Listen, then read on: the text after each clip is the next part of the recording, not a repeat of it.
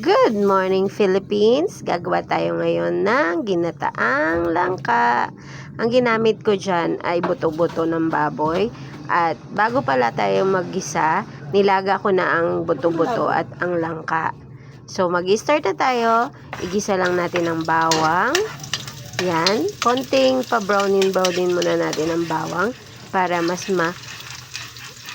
abot natin ang bango ng bawang at aromatic nito. Of course, syempre, isunod na natin ang sibuyas at nilagyan lang pala namin ng onion leeks yan.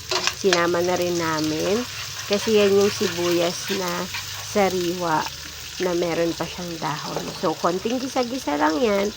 Napakadali lang nito kasi nilaga ko na yung langka. So, after na okay na, ilagay na natin, of course, ang ating nilagang langka at ang ating buto-butong baboy. Yung buto-buto is talagang konti lang yung laman niya kasi talagang pampalasa lang nung niluto natin langka kasi mas masarap yun. So, ayan, ilagay na natin dito sa ating ginisang bawang at sibuyas para naman makakain na tayo ng ating ginataang langka.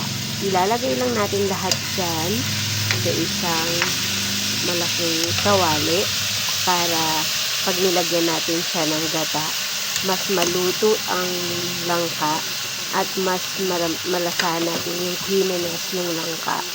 So, ayan lang guys. Yan, ilalagay-lagay ko lang lahat dyan.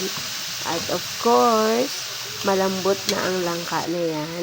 Kaya sabi ko nga sa inyo, konti na lang ang proseso or napakadali na lang ng pagluto natin yan.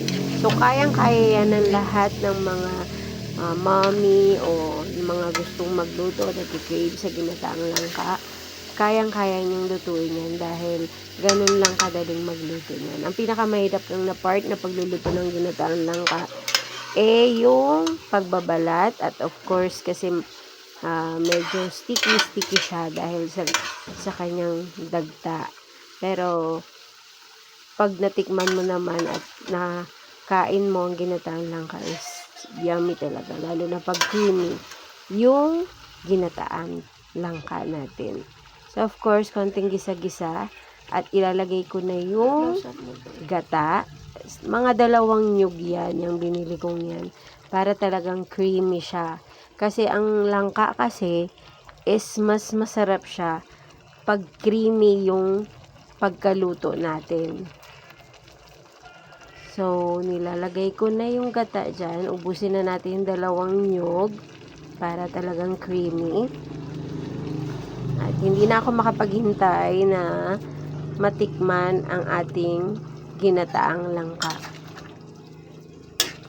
Haluin lang natin. Tama na. Haluin ng haluin para mag-mix yon. Tapos lagyan na natin ng siling green. Dagdag din itong aromatic at amoy sa ating ginataan. Actually, lahat naman halos ng ginataan is nilalagyan ng siling. So, para mas masarap siya. Kumukulo na siya at kumukonti na rin yung gata. Sumasama na siya sa langka. So, mas malalasahan natin yung gata dahil nagmi-mix na siya. Yan. Konti na lang. Konting halo. Konting mekos-mekos. At taran! Malapit nang maluto. At malapit na tayong makakain ng ginataang langka.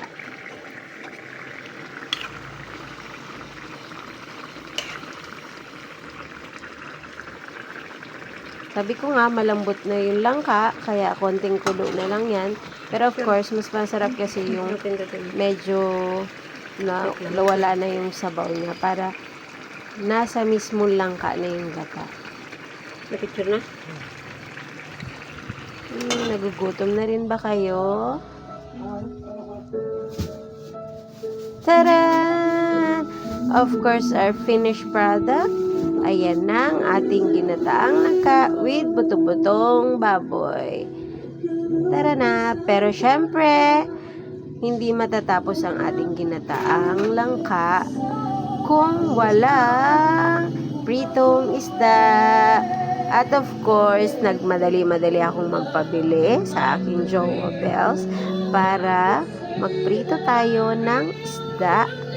Dahil yan talagang combination ng gata na may pritong isda. So, ayan, lagyan lang natin ang ating kawali ng mantika para maprito na natin ang ating isda.